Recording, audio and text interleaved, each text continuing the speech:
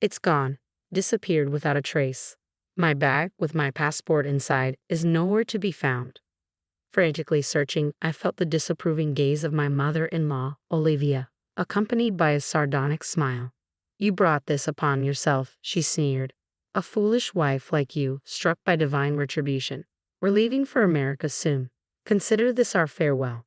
Her laughter echoed mockingly through the room.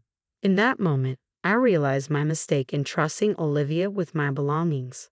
Her betrayal plunged me into a sense of helplessness. I am Madison, 30 years old, married to Mark for 3 years. Though we haven't yet started a family, we've built a happy life in a town near Mark's parents' home. Even after marriage, I juggled the responsibilities of a career and household, striving to balance both with dedication. It had been 5 years since my father-in-law passed away. Olivia, living alone now, frequently visited our house to criticize my housekeeping, which had become a significant source of stress. "Why don't you quit your job as a working mother? Your work isn't that important anyway. You can't manage properly, and your housekeeping is mediocre. Mark deserves better support," she would often say, running a finger along our floors. "There's so much dust here, it's disgusting," she'd add with a dramatic sigh. I'll admit I'm not the best at housework, but being accused of neglecting dusting felt unjust. I cleaned diligently every morning before work and cooked with our health in mind. Yet Olivia seemed to say whatever she pleased. Belittling me seemed to be her way of relieving stress. Every day became a struggle. Then, out of the blue, Olivia proposed a family trip, inviting us and Mark's sister's family along. Emma, my sister-in-law, was as mild-mannered as Mark, and we often enjoyed each other's company at our homes. However, the thought of traveling with Olivia made me uneasy. I had often confided in Mark about Olivia's cutting remarks, so when I expressed my reservations about the trip, he offered an optimistic perspective. "Mom wants to join us. Maybe she's trying to create positive memories with you. It could be a chance to bridge the gap and build a more open relationship," Mark suggested with a hopeful smile. "You're right, it's our first trip together. Perhaps we'll make wonderful memories and break down barriers." I agreed, buoyed by Mark's encouragement. Olivia took charge of all the planning, from choosing the destination to mapping out the itinerary, leaving us to fit our schedules around hers. "I wonder where Mom has in mind. Hopefully, it's not too pricey," Mark remarked casually.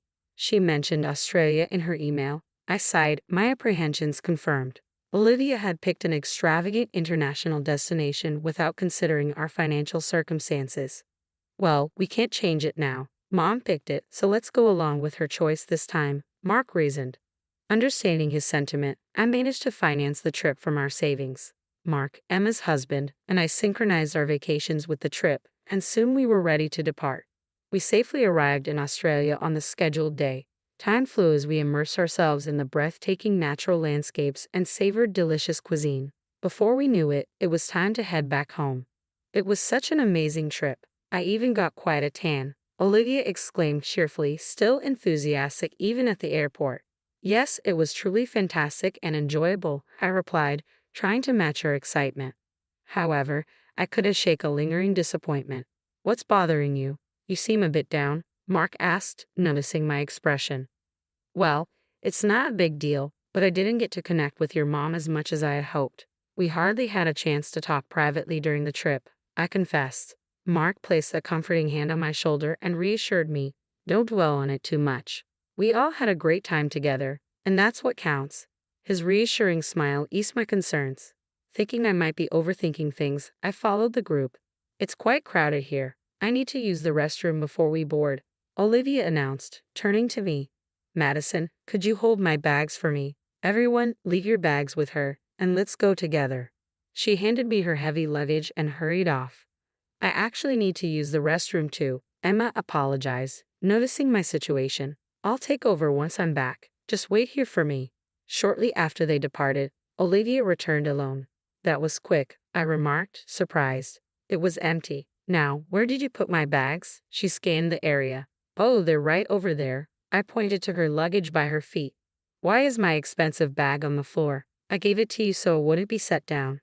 "How could you be so careless?" She retrieved it and held it protectively, though it was cumbersome, especially since I was still holding everyone else's bags as well. Olivia interrupted sharply. "Enough.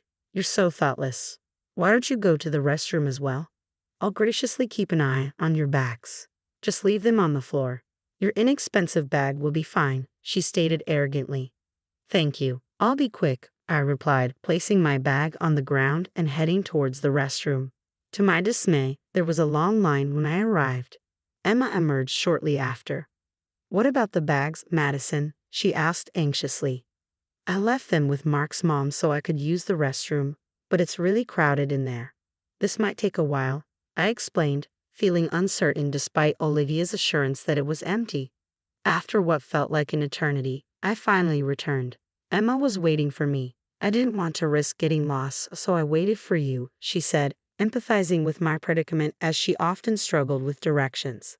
When we returned to where we left Olivia, she stood alone, and the men were nowhere in sight. Thanks for keeping an eye on the bags, I said, scanning the area. Strangely, my bag was nowhere to be found. I'm certain I left it right here. I checked all the bags, but mine is the only one missing, I exclaimed anxiously. My bag's gone. You were here the whole time, right? I turned to Olivia, my voice trembling with panic. Your bag? I don't know. Maybe it was never here, Olivia responded coldly, sending a wave of despair through me. No, I know I left it here, right in front of you, I insisted, feeling a sense of betrayal. I didn't see anything. Don't blame me, Olivia retorted dismissively. I placed it there because you asked me to. What should I do? My passport was in that bag. I cried out in distress, my mind racing. Olivia sneered at me, her smile dripping with sarcasm. Maybe this is karma for how you treated my bag, tossing it on the floor. A lousy wife like you deserves to suffer the consequences and stay behind in America. I don't have time to deal with this. You're on your own. We're leaving without you, she declared callously. Goodbye, Olivia laughed mockingly, filling me with anger at her callous words. This wasn't just my problem. My bag held everyone's passports. Without it, none of us could return to America. Olivia's expression froze in disbelief. What? Why do you have everyone's passports? She grabbed my arm, her voice rising in alarm. Emma, who had been listening intently, stepped in to clarify. We were concerned about losing them with all the luggage, so Mark took charge of them. You might have forgotten because you were busy, Mom, Emma explained gently. Olivia reacted sharply. Is that so? I must have been distracted and forgot. But why were the passports with you and not Mark? That's odd, she accused, her tone accusatory. Mark had too much to carry, so I've been holding on to them since we left the hotel, I explained calmly. Olivia's temples pulsed visibly as she exclaimed, Why did you mention something so important? I had no idea your bag contained everyone's passports. I would have kept a closer watch if I had known. I struggled to believe her words. What do you mean? You took your eyes off my bag earlier. If you didn't know about the passports, was my bag stolen? Emma, looking pale and alarmed, confronted Olivia. Mom, please explain. Was Madison's bag really stolen? I have no idea if it was stolen. It was simply gone when I noticed, Olivia retorted coldly, stating with her arms crossed, unapologetic. I can't believe this. It's so irresponsible. Just then, Mark and the others returned, noticing our distressed expressions. What's wrong? Is everything okay? Mark asked, his concern evident. I quickly recounted the situation, and Mark sighed deeply, casting a disappointed glance at Olivia. This is serious. We need to search for the bag immediately. Mark and I shared a confirming glance. I left it right here, Olivia. You specifically asked me to place it here. I gestured towards the corner where all our luggage had been placed. It only took us about 15 minutes to return from the restroom. It must have been taken during that brief window. Olivia, where were you? I asked, noticing her arms crossed defensively. I was right here the whole time, keeping an eye on the bags, Olivia replied firmly. I wouldn't have wandered off, especially with everyone's important luggage. But your bag was on the edge, out of my direct line of sight. I'm only human. I can't be perfect, Olivia said, turning away. Let's file a theft report and check the surveillance cameras. The thief might still be nearby. We should act fast. Mark began to approach airport personnel, but Olivia grabbed his arm. Hold on a moment. Filing a theft report seems extreme. It would be more practical and faster to get the passports reissued, Mark said, shaking off her grip. We'll still need a police report for passport security, then we can proceed to reissue them at the embassy. Checking the surveillance footage could also help us recover the bag, Emma interjected, aligning with Mark's plan. That's right, Mark. We should move quickly, Olivia countered defensively. This is all her fault. She should take charge of finding the thief herself. Police involvement is unnecessary when she can handle it. She grew increasingly furious, launching into a tirade. Emma swiftly interjected, That's not fair. Madison didn't cause this. Mom, you should admit you didn't watch the bags properly. Don't blame her. Emma spoke up on my behalf, voicing what I had wanted to say to Olivia. Mark, showing his support, placed a reassuring hand on my shoulder. Madison won't be searching alone, Mom. Why are you so against filing a theft report? Olivia appeared unsettled. It's not that. I've never dealt with the police before, so I'm hesitant. I'd rather handle it ourselves if possible. All right, I'll join in the search too. Let's split up and look around, Olivia asserted, attempting to redirect the conversation towards finding the thief. Just then, a young man approached Olivia.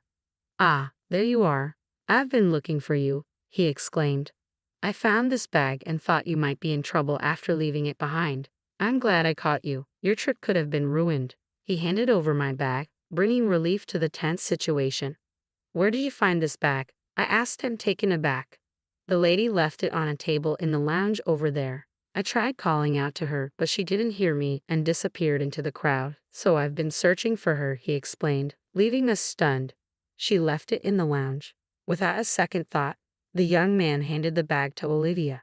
Please be more careful. You're fortunate I found it. Someone else might have taken it. We expressed our gratitude profusely.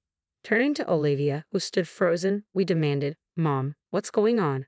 How do you explain the bag being left in the lounge?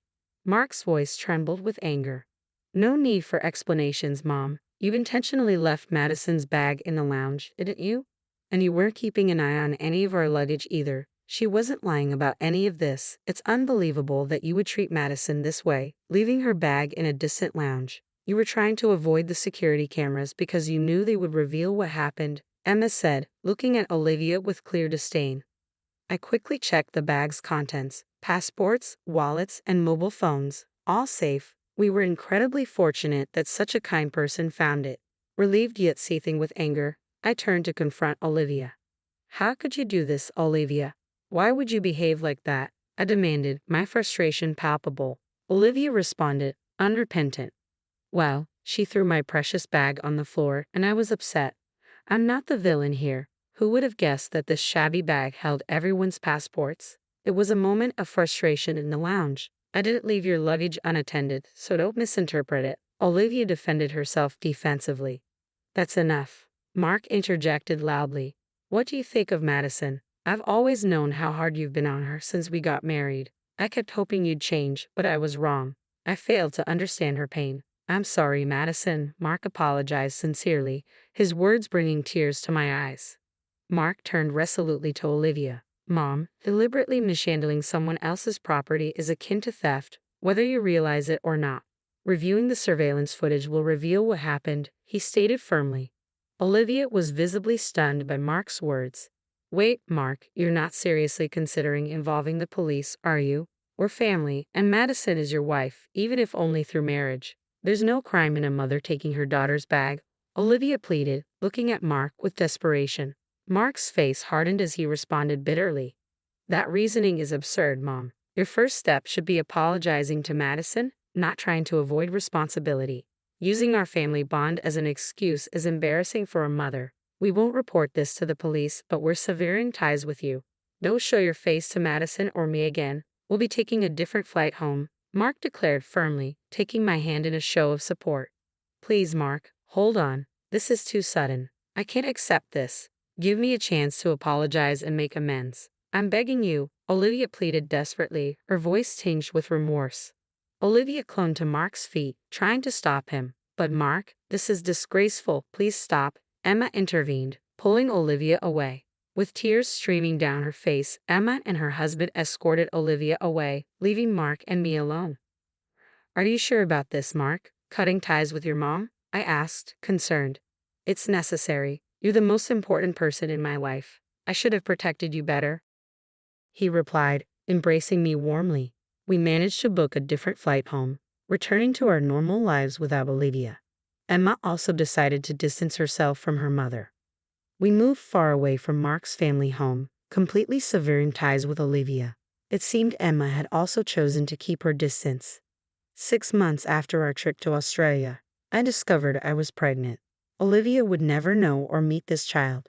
In our peaceful new town, free from Olivia's influence, we look forward to our future. My only wish is for Mark, our baby, and